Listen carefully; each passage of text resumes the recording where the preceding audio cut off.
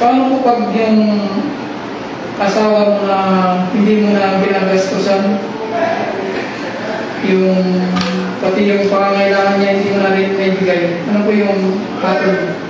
Pag hindi mo na naibibigay pangangailangan ng asawa mo, at hanggang kailan po yun? pag hindi mo na naibibigay pangangailangan niya, kasi marami sa pangangailangan, pangangailangan pinansyal. Ang pangangailangan ng misis, marami. Pangangailangan pinansyal, siyempre kailangan mo siya pakainin. Taas baba, kailangan mo pakainin. Oo. Pag pakainin mo lang sa taas, walang mali siya sa pinatin. May mga babae, pasensya na po sa mga babae kasi ganito talaga. Pero at least hindi natin binabasag ba. May pangangailangan siya sa taas, may pangangailangan din siya sa tama ba ako mali? Alam niyo na siguro na kumbaga kahit hindi ko nabanggitin, naiintindihan niyo na ibig kong sabihin.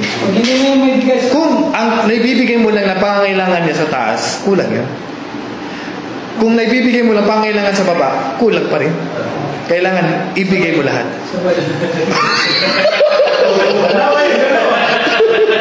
Hindi pwedeng hindi mo maibigay. Pwede siya huminga ng iwalay. Pwede siya huminga ng iwalay. Alam mo nga sa pag hindi mo na maibigay, mga ilang buwan bago, mga 2 o 3 buwan na gano'n, ano yung hukum doon?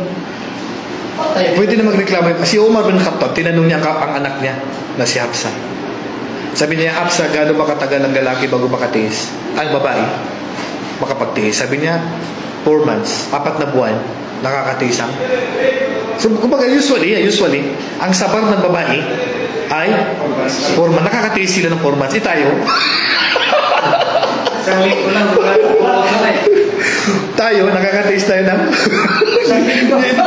Hindi pwede 4 months.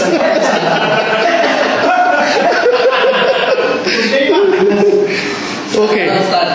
Ha? Balik po.